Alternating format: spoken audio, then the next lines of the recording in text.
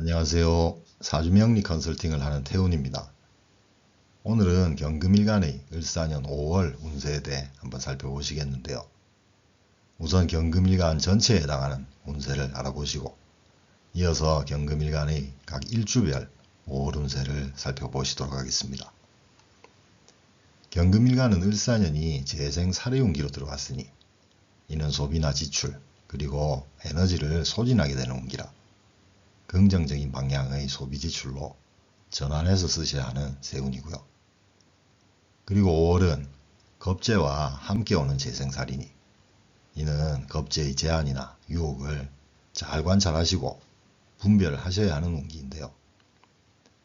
그래서 세운과 월운을 조합해보면 우선 목생화의 재생살의 기운이 상승하니 소비 지출과 에너지 소진에 대한 관리를 하셔야 하고요. 또한 겁재에 의한 재생살에 대해서도 신경을 쓰셔야 하는 운기고요. 그리고 사화편관의 기운이 상승한다는 것, 나를 극하고 통제하는 기운이니 이를 해소하시는 게 필요한데요.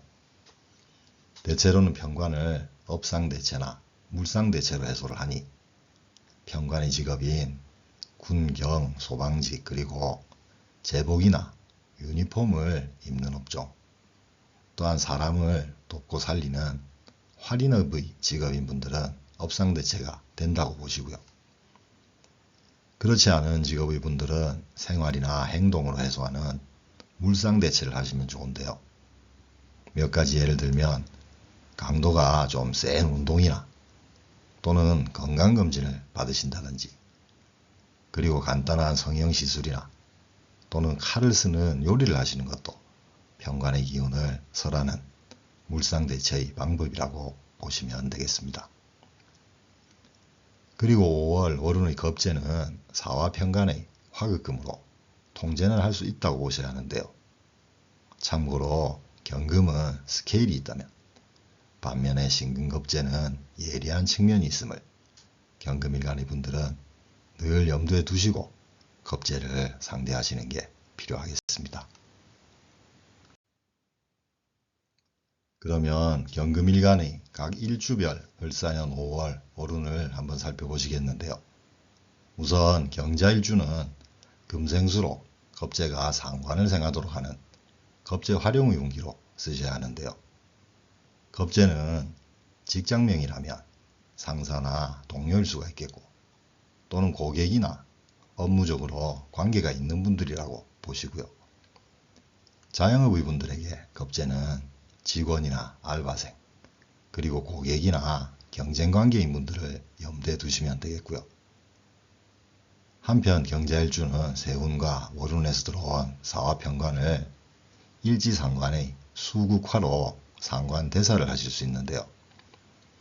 이는 상관의 조율이나 협상력, 영업력으로 편관을 제화해서 쓰는 거니 이를 잘 활용하시면 좋겠고요. 그리고 일지에 편인을 깔고 있는 경술일주는 살인상생의 사술원진의 기운이 올라가는 5월의 운기인데요. 이는 편관의 극을 인성으로 해소하는 과정에서의 원망이나 화가 나게 되는 사술원진인데요. 특히 사화와 술토인이 건조한 조합의 원진이라 이를 해소하기 위해서는 사주명이나 대운의 수식상의 수국화로 편관을 제압하면서 동시에 사술원진의 건조함도 해소할 수가 있는데요. 이는 식상을 쓰는 거니 내가 하는 일이나 취미생활 등을 통해 해소하는 거라 이해하시고요. 또한 수개운도 병행하시면 더욱 확실한데요. 오행수는 북향이고 검은색 그리고 수영, 명상, 요가 등은 수개운에 해당하고요. 만약 무식상이시면 특히 수개운을 반드시 하시기를 조언드리고 싶습니다. 그리고 간여지동인 경신일주는 세운과 월운에서 편관이 중첩되지만 편관의 화극금을 비견겁재들과 나눠서 받으니 이는 편관의 극을 비겁들과의 협력으로 극복할 수 있는 운기인데요. 이때 일지의 비견은 내 주위의 가족이나 친구, 동료라고 이해하시고요.